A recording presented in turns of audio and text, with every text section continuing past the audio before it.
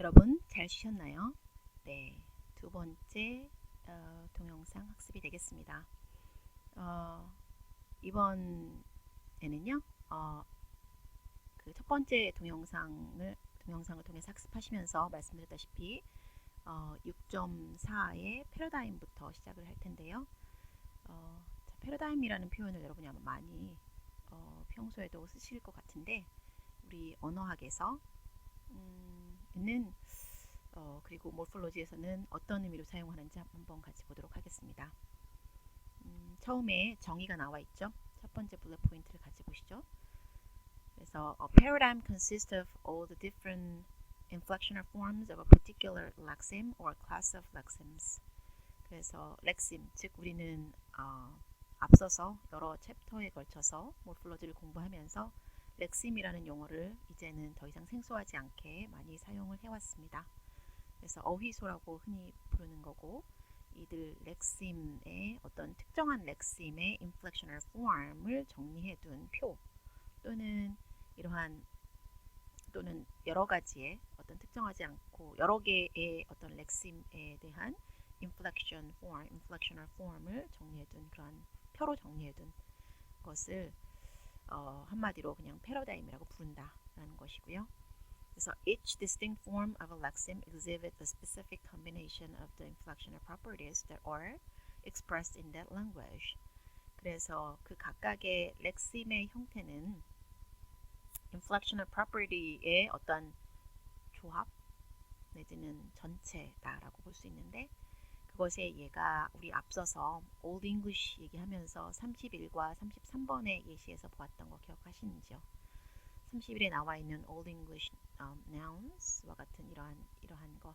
그래서 즉 성에 있어서 masculine, feminine, neuter 또는 수에 있어서 singular, plural과 같이 정리를 하나의 어떤 stone이면 stone, gift면 gift, ship면 ship 이와 같이 하나의 명사 어휘에 대해서 이와 같은 변화하는 양상을 보여준 것, 또는 32에서와 같이 33이 되겠군요. 33에서와 같이 동사의 종류, strong이냐 weak이냐, 그리고 이들 각각이 시제에 있어서 현재냐 과거냐 또는 수에 있어서 singular냐 또는 plural이냐에 따라서, 또는 인칭에 있어서 1인칭이냐 2인칭이냐 혹은 3인칭이냐에 따라서 이와 같이 다른 인플렉션을 보여주고 있는 것을 이렇게 일목요연하게 보여주고 있는 것이 바로 패러다임의 예시가 되겠습니다. 그래서 그와 같은 예시를 보시는 바와 같이 이것이 패러다임이고요. 자, 그러면 용어를 이제 아셨으니까 6.4.1에서 inflectional classes에 한번 들어가 보도록 하겠습니다. 자, inflectional classes는 무엇이냐? 이거는 different inflectional patterns. 그래서 서로 다른 inflection의 그 하위 패턴이 되겠네요. 유형이 있으면 그 하위 유형이 될 텐데, 이 예가 34에 한 예시로 나와 있고요. 라틴어네요. 라틴에서 nouns belonging to one of five inflectional classes that differ to some extent in their inflectional suffixes. 그래서 inflectional suffix가 서로 다른데 이것이 stem form 34의 예시를 보면서 말씀드릴게요. 34에 보시면 뭐 이게 이제 그 클래스를 클래스 1, 클래스 2, 3, 4, 5 이런 식으로 나눴고요. 그리고 이 stem form이 그래서 이제 각각 속하고 있는 star라는 의미를 가지고 있는 stellar 또는 servant라는 의미를 가지고 있는 servo와 같은 그러한 그 어휘들이 지금 존재를 하고 있습니다. 그런데 그 각각의 그 클래스에 각각의 다른 어휘들이 존재를 하고 있고, 그 다음에 이들이 수에 따라서 singular냐 plural 또는 격에 따라서 nominative, genitive, dative, accusative, and ablative. 그래서 이와 같이 격에 따라서도 또한 다른 변화 형태를 보이고 있죠. 그래서 한마디로 이러한 어용 변화표를 좀 전에 보았던 패러다임이라고 하는데, 이 라틴은 그 명사가 클래스가 종류가 달라. 그러니까 클래스가 다릅니다. 그래서 클래스 1이냐, 2냐, 3냐, 4냐, 5냐에 따라서 이 수에 있어서 또는 격에 있어서의 변화가 달리 나타난다는 것이죠. 그래서 within a language, 여기 화살표 보시면 within a language, not all nouns or verbs may inflect in exactly the same way. All members of a particular category will typically make the same inflectional distinctions. For example, exhibiting case, number, or tense와 같이 격이냐, 수냐 또는 시제에 따라서 시제에 대해서 각각 다른 인플렉션을 보여주고 있고, but the actual forms for particular cases, numbers, or tenses might differ from one group of nouns or verbs to another. 그래서 그 그룹별로 또한 이렇게 달리 나타난다는 것을 보여주고 있고요. 그래서 Latin verbs fall into 이제 동사가 나왔는데요. Latin verbs fall into four inflectional classes or conjugations. 그래서 동사가 이와 같이 4개의 그룹으로 또 나뉜다는 걸 알 수 있고, each conjugation is characterized by a particular vowel called theme vowel. theme vowel이라는 게 존재합니다. 그래서 이 언어에서는 그러니까 이 라틴어에서는 그 각각의 그룹별로 특정하게 정해져 있는 theme vowel이 있는데 which has no meaning but is suffixed to the verb root to form a stem. 그랬네요. 그래서 의미는 없고 단지 이 그룹별로 구분을 해주는 그런 역할을 한다는 걸 알 수가 있겠죠. 그래서 그게 동사 love냐, 이제 1클래스 1에서처럼 또는 warn이냐 또는 say냐, here가 속해 있는 그러한 클래스냐에 따라서 그 시제 present 또는 singular plural, 이게 단수냐 복수냐와 같이 달리 또는 인칭도 물론 마찬가지고요. 1인칭이나 2인칭이나 3인칭이냐에 따라서 여기와 같이 다른 theme 바울이 존재를 하고, 이 각각의 클래스에 따라서 존재하는 다른 theme 바울들은 이 어휘들이 어떤 클래스에 속하느냐, 그게 클래스 1이냐 또는 3냐 이런 어디에 속하느냐에 따라서 theme 바울이 붙게 된다는 것이죠. 오케이. 네. 그 다음에 6.4.2에 보시면 suppletion and syncretism이라는 용어가 나오는데요. 이것도 아마 여러분한테 처음 들으신 거라서 생소할 수도 있는데 아주 복잡한 내용은 아니고요. suppletion은 보통 흔히 찾아보면 보충법 이렇게 나와 있는 것 같고, syncretism은 뭐 이제 융합 뭐 이런 뜻으로 나와 있는 것 같은데요. 그러니까 무엇이냐면 이 두 가지는 are terms that refer to relationships between inflective forms in a paradigm. 패러다임 내에서 존재하는 관계를 나타내는 것이다 라고 했는데, 즉 무엇이냐면 suppletion occurs when one or more of the inflective forms of the lexeme is built in on a base that bears no relationship to the base of other members of the paradigm. 그래서 예를 들면 go가 went 되고 gone이 되고 이렇죠. 이럴 때 go에서 gone, 즉 분사, 과거 분사 형태가 되는 것은 같은 어휘가 지금 변화하고 있구나 라는 것을 알 수가 있을 텐데, 이게 went가 됐다 그러면 여러분이 이 변화하는 형태를 모르고 있다면 아마도 이 went는 어디서 나왔을까 라고 궁금하실 겁니다. 그래서 went is suppletive form이라고 얘기하는데, 같은 루트의 어떤 그 루트를 추적해 볼 수 있는 내지는 유추해 볼 수 있는 게 아니라 전혀 다른 형태가 지금 들어와 있다는 것이죠. 그래서 이와 같이 전혀 다른 형태를 우리는 suppletive form, 그래서 이 일어나는 현상은 suppletion이라고 하는 것이고요. 그다음에 syncretism is another relationship we can find between the members of a paradigm, specifically one in which two or more cells in our inflectional grid and table are filled with precisely the same form. 그래서 이 지금 우리가 갖고 있는 표에서 패러다임 내에서 어떤 멤버들은 또 똑같은 형태를 나타낼 경우가 있어요. 완전히 서로 다 다른 게 아니라 어떤 형태들은 똑같은 형태, 똑같은 inflected form을 나타낼 때가 있는데, 그와 같이 똑같이 나타내는 현상들을 우리는 이제 syncretism, 즉 융합되었다, 완전히 똑같이 나타난다, 그런 의미로 말을 한다는 것입니다. 그래서 그 예시가 아래 36 and 7에서 두 개에서 보시면 아실 수가 있을 텐데, 일단은 여러분이 suppletion의 예는 지금 보셨어요, 그렇죠? 그런데 36과 7에 보시면 일단 시제가 present, 그리고 수적으로 봤을 때는 singular plural, 단수와 복수일 경우에, 그리고 동사가 뭐 to drive의 의미를 가진 것, to judge의 의미를 가진 두 가지가 있는데, 한번 이 패러다임 내에서 to drive의 패러다임 내에서 한번 보도록 할게요. 그러면 여기서 지금 syncretism을 나타내는 거는 예를 들면 이거네요. 그쵸? 복수 형태일 때 1인칭이든 2인칭이든 3인칭이든 전부 다 똑같은 형태로, 마찬가지로 to judge의 의미를 가지고 있는 demon이라는 그러한 어휘에서도 복수 형태일 때는 1인칭이든 2인칭이든 3인칭이든 전부 다 똑같은 형태로 나타나고 있어요. 그래서 이와 같이 이 세 가지가 syncretic하다, syncretism을 보여준다. 그리고 여기서도 이 세 가지가 syncretic하다, syncretism을 보여준다라고 말할 수가 있는 거죠. 단수에서는 그와 같은 것들이 없네요. 그쵸? 단수는 다 다르니까요. 서로 1인칭이든 2인칭이든 3인칭이든. 네. 웨스트슬라비에게 woman이라는 의미를 가지고 있는 단어가 있어요. 이 단어는 똑같은 형태가 나타나는 게 뭐 여러 개가 있는데 예를 들면 plural, nominative, accusative는 두 가지가 똑같네요. 그쵸? 존이 똑같네요. 그쵸? 그리고 dual인 경우에도 존에 해서 두 개가 똑같고요.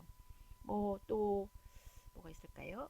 dual인 경우에 이 locative, dative, and instrumental 전부 다 똑같이 생겼네요. 그래서 이것들이 전부 다 이 세 가지가 뭐 syncretism을 보여주고 있다라고 말할 수 있는 거죠. 네, 그래서 이제 새로운 용어를 또 배우셨네요, 여러분. 한번 기억을 해보시면 좋을 것 같고요. 자, 6.5에서 inflection and productivity. inflection에서의 productivity는 어떻게 나타나고 있는지 생각을 한번 해보시면 좋을 것 같아요. 자, 6.5에 It is often said that inflection differs from derivation in terms of productivity. 자, productivity, 생산성의 측면을 우리가 앞선 챕터에서 보았었는데요. 그 생산성이라고 하는 게 무엇이었는지 여러분 기억나세요? 어떤 affix가 붙었을 때 그 affix가 다양한 어휘에 자주 많이 등장해서 붙을 수 있다. 그러면 그 affix는 다른 affix들에 비해서 productive하다라고 말할 수 있는 거죠. 그런데 그러면 inflectional affix가 있을 텐데 이들은 얼마나 productive한지 생각을 해볼 수가 있는데 여기서는 뭐라고 말하냐면 inflection differs from derivation in terms of productivity. 그래서 derivation하고 비교를 했을 때 좀 다르다는 것입니다. 어떻게 다르냐면 첫 번째 그 화살표로 나와 있는데 There are derivational affixes in English that are quite that or nearly so, others that are relatively productive, and some that are fully productive. 그래서 derivational affix를 생각을 해보시면 영어에서는 어떤 것들은 거의 존재하지 않는다고 볼 수도 있고 또 다른 것들은 상당히 또 다른 affix에 비해서 상당히 productive 했었고요. 어떤 거는 정말 productive 했었고 예를 들어서 on과 같은 affix라든가 또는 able와 같은 suffix라든가 이런 것들은 상대적으로 상당히 productive 했었죠. 그래서 이런 것들을 떠올려 볼 수가 있을 거고요. 그런데 그에 반해서 in contrast, rules of inflection are almost always fully productive. Every verb in English, for example, has a progressive form with the suffix ing, and just about every verb can form a past tense. 라고 했네요. 그래서 대부분 derivation에 비해서 inflectional affix의 경우에는 fully productive 하다고 얘기를 했습니다. fully productive. 즉, 이게 굉장히 생산적으로 사용이 된다는 것입니다. 그래서 만약에 이게 progressive form을 나타낸다 그러면 항상 ing 형태를 붙이게 되고요. 그리고 과거형이다 그러면 거의 이제 ed를 붙여서 과거형을 만드는 그런 형태가 존재하죠. 그래서 거의 예외가 없이 그렇게 인플렉션을 만들 수가 있는데 예외가 있다 하면 이제 이와 같은 동사들 그래서 forego와 같은 동사들은 foregoed라고 하기에도 좀 애매하고 그리고 또 과거형도 자주 많이 쓰이지 않기 때문에 forewent라고 하는 것도 왠지 물음표가 되겠네요. 그래서 이런 동사가 간혹 가다가 존재하지만 대부분의 동사들에는 과거형을 만들 때 또는 진행형을 만들 때 ing가 붙는다거나 과거형을 만들 때 ed가 붙는다거나 이런 것들이 아주 생산적으로 적용이 된다는 것입니다. 네, 그 다음에 6.6에 보시면 inflection이 두 가지 종류가 있다고 볼 수 있는데요. 하나는 inherent, 또 하나는 contextual 해서 이 두 가지를 구분을 하시는 게 중요하겠습니다. 그래서 보시면 In each of the Latin phrases 38, the adjectives and noun agree in number, gender, and case. 그래서 여기에서 그 형용사하고 명사가 수에 있어서 그리고 성에 있어서 또한 격에 있어서 이렇게 서로 agree한다는, 일치한다는 거, 일치를 보여준다는 것을 볼 수가 있는데요. The adjective good can occur in any of the three genders depending on the context in which it occurs.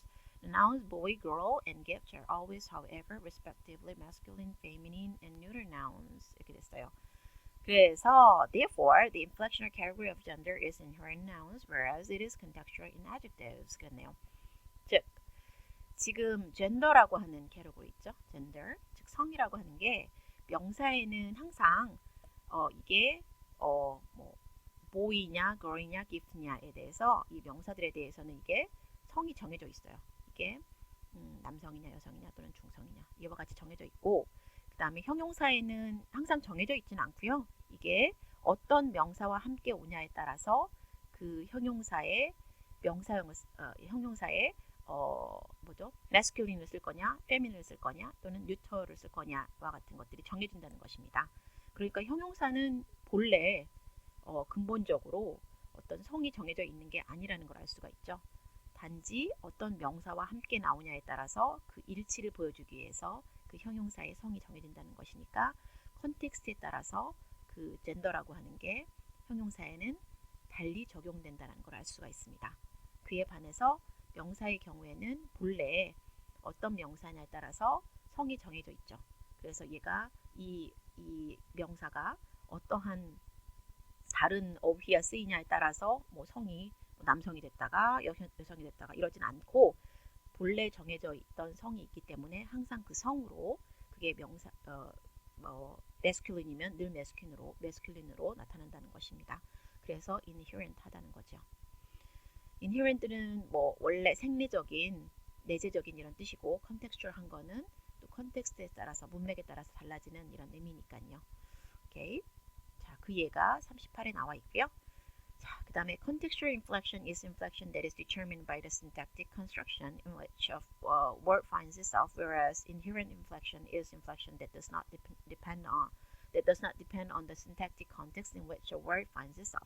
그래서 지금 말씀드린 바와 같이 contextual한 거는 어떠한 inflection이 그 어휘가 어디에 나타나냐에 따라서 컨텍스트에 따라서 문맥에 따라서 그 인플렉션을 달리 가지게 되면 그 인플렉션은 컨텍스추얼한 거고, 만약에 이 어휘가 어디에 나타나냐에 따라서 달라지지 않고 늘 컨텍스트에 무관하게 그 똑같은 항상 늘 동일한 인플렉션을 가진다. 그러면 그것은 inherent inflection이라고 말하는 것이죠. 그래서 예를 들어서 number is inherent in nouns and pronouns as a gender, but the case of noun always depends on its syntactic context. 그래서 예를 들면 수와 같은 것들은 항상 이게 명사나 대명사에 있어서는 항상 inherent 해요. 그리고 물론 젠더도 아까 좀 전에 보았듯이 젠더도 마찬가지고요. 그래서 이게 단수냐 복수냐는 명사나 또는 대명사가 스스로 결정하는 거니까요. 그래서 inherent 하다고 볼 수 있고요. 그에 반해서 케이스와 같은 것들은 이게 컨텍스트, 즉 이 명사가 이 문장에서 주어로 나타나느냐 또는 목적으로 나타나느냐에 따라서 각각 nominative냐 또는 accusative냐와 같은 것들이 결정이 되니까 contextual, 이 케이스의 경우에는 케이스와 같은 인플렉션은 명사에 있어서 contextual하다라고 말할 수 있는 거죠. On the other hand, tense and aspect are inherent in verbs. tense하고 aspect는 동사가 결정하는 거죠. 그러니까 시제나 또는 상과 같은 것들이요. 그래서 동사에 있어서는 inherent inflection이라고 볼 수 있고요. But person and number depend on the nouns or pronouns with which a verb occurs in a sentence. 그에 반해서 person, number와 같은 것들은 동사가 고유하게 또는 내재적으로 가지고 있는 어떠한 inflection이 될 수가 없고, 그것이 어떠한 주어가 어떠한 나운이냐 프로나운과 함께 나오느냐에 따라서 그 명사하고 일치하기 위해서 어떤 인칭 내지는 number 수를 가지게 되죠. 그것이 결정이 되는 것이니까, 그러므로 동사에 나타나는 person이나 number는 inherent 하다고 볼 수 없고 contextual 하다고 볼 수 있는 거죠. 즉 다른 어휘, 같이 문장에 등장하는 다른 어휘에 의해서 영향을 받아서 그 어휘와 일치되기 위해서 person이 결정되고 또는 넘버가 결정되는 거기 때문에 다른 어휘, 다른 외부적인 어떠한 어휘에 의해서 결정이 되는 것이므로 contextual inflection이다 라고 말을 하는 것입니다. 그래서 so number can be contextual for one category like verbs but inherent for another like nouns 라고 말할 수 있는 것이죠. 자, 그 다음에 6.7에서는요. inflection하고 derivation을 다시 한번 살펴보게 되는데요. 우리가 앞선 subsection에서 inflection하고 derivation에 대해서 계속해서 비교하는 그런 내용을 얘기를 했었는데 한번 마지막으로 정리를 한번 해보도록 하겠습니다. 39에 간단하게 정리가 되어 있는데요. 자, 39에 inflection이다 그러면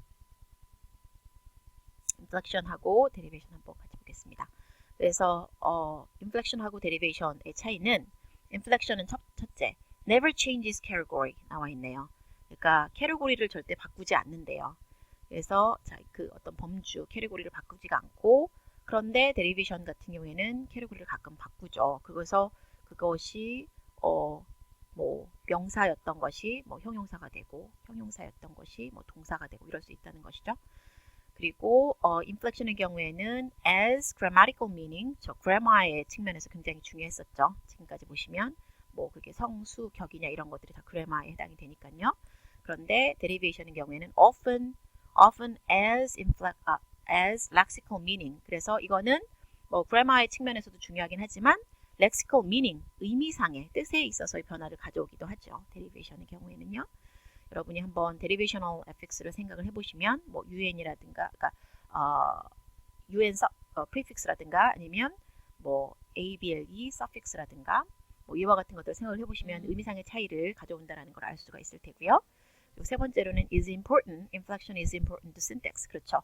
문법적인 측면에서 중요하다 보니까 아무래도 syntax, 구문적인 또는 네, 통사적인 그런 측면에서 중요하게 되겠죠. 그리고 또 derivation에서는 derivation은 또 어떻게 다르냐면 produces new lexims, 새로운 렉심을 만들어낸다는 것을 또 다른 차이점이 되겠고요. 또 inflection은 is usually fully productive. 이것들은 정말 productive하다라는 것을 앞서서 보았죠.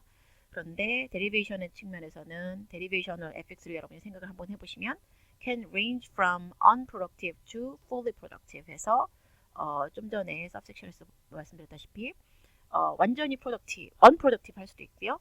아니면 완전히 정말 productive한 그러한 affix들도 존재했었죠. 네, 그와 같이 이제 정리를 마음속에 해놓으시고 이제는 잊지 않도록 하셨으면 좋을 것 같습니다. 그리고 밑에 한 가지 더 이제 이야기를 하자면 이와 같은 차이점 외에도 두 가지의 어떤 inflectional 측면에서 그리고 derivational affix의 측면에서 두 가지의 차이점을 보자면 the derivational affixes almost always occur inside the inflectional ones. 그래서 두 가지가 이제 충돌을 할 때, 그러니까 derivational affix가 나오고 inflectional affix도 두 가지가 동시에 일어날 때는 어느 게 더 먼저 나오냐 순서상의 측면에 대해서 이야기를 하는데요. It's not possible in English to attach a plural or past tense suffix and then a derivational suffix we never form words like kingdom or walkter. 네, 재밌는. 이들은 절대 일어나지 않기 때문에 네, 스타가 나와 있네요. 40번에 보시면 이렇게 kingdoms라든가 또는 purified 이렇게 해서 dom과 같은 그런 derivational affix 그리고 ify와 같은 그런 derivational affix가 먼저 붙고 그 다음에 s와 같은 복수 형태를 나타내는 또는 ed와 같이 past tense를 나타내는 inflectional affix가 나중에 나온다는 거죠. 순서상으로 봤을 때 derivational affix가 먼저 나오고 inflectional affix가 나중에 나오는 그런 순서를 보인다라는 특징 알아두시면 좋을 것 같습니다. 네, 그 밑에 나와 있는 것들은 이게 항상 뭐 이제 derivation하고 inflection이 두 가지가 나와 있는데 항상 정말 명확하게 또는 정말 확실하게 어떤 건 derivation이고 어떤 거는 뭐 inflection이다라는 것이 명확하게 드러나지 않는다라는 그런 내용인데요. 한번 여러분이 읽어보시면 좋을 것 같습니다. 이 부분은 네, 한번 읽어보시면 좋을 것 같고요. 그 다음에 6.8에 보시면 morphological analysis에서 항상 우리가 챕터 끝부분에 보시면 뭐 이제 데이터 실제 주어진 언어의 데이터를 가지고서 어널리시스를 하는 것이었는데 우리가 inflectional distinction, inflection에 대해서 배웠으므로 이 부분에서는 inflectional distinction을 보여주는 네, 예시가 나와 있고 이걸 통해서 여러분이 subject marker를 찾아보는 이 언어에서 subject marker를 찾아보는 그런 연습을 한번 해보실 텐데요. 이거는 실제 여러분이 한번 개인적으로 한번 해보시고 우리가 수업 때 만나서 같이 해보는 시간을 가지면 좋을 것 같습니다. 물론 답은 바로 아래 나와 있지만 답을 보지 않고 여러분이 먼저 푸신 다음에 답에서 답을 한번 확인해보는 그런 순서로 해보시면 좋을 것 같습니다. 그리고 그 exercise가 뒤에 나와 있는데요. 이거는 일단 제가 pick and choose 한번 이게 그냥 실제 그 exercise에 나와 있는 우리 교재 exercise에 나와 있는 것에서 몇 가지를 선별을 해서 제시를 해놨는데요. 이거는 여러분이 수업 오시기 전에 한번 해보셔도 좋고 저하고 어차피 수업 시간에 한번 디스커션 하는 시간을 가질 텐데 수업 클래스 전체 같이 해보도록 하고 그룹에서 한번 같이 해보는 그런 시간을 갖도록 하겠습니다. 네, 여기까지 해서 챕터 6를 마쳤는데요. 수업 시간에 만나서 여러분하고 같이 잘 이해가 안 됐던 부분에 대해서 한번 얘기해보는 그런 시간도 가질 것이고 또 엑서사이즈를 중심으로 해서 문제를 한번 같이 풀어보는 그런 시간도 또 그룹으로 또 학급 전체가 같이 풀어보는 시간도 가질 것이고요. 그리고 또 중요한 것은 여러분이 지금까지 6.3에서 6.8까지 서브섹션에서 배운 것들을 수업 시작하자마자 퀴즈로 한번 확인을 해보고 또 학습자들 여러분 서로가 설명을 해보는 그런 시간, 중요한 어떤 컨셉이라든가 용어들은 설명해보는 그런 시간을 가질 테니 여러분이 한번 지금 6.3에서 8까지 공부했던 것을 쭉 한번 리뷰 해보고 수업 시간에 같이 다시 한번 보는 그런 시간을 갖도록 하셨으면 좋겠습니다. 리뷰 꼭 하고 오시는 거 잊지 마시고요. 수업 시간에 만나도록 하지요. 네, 감사합니다.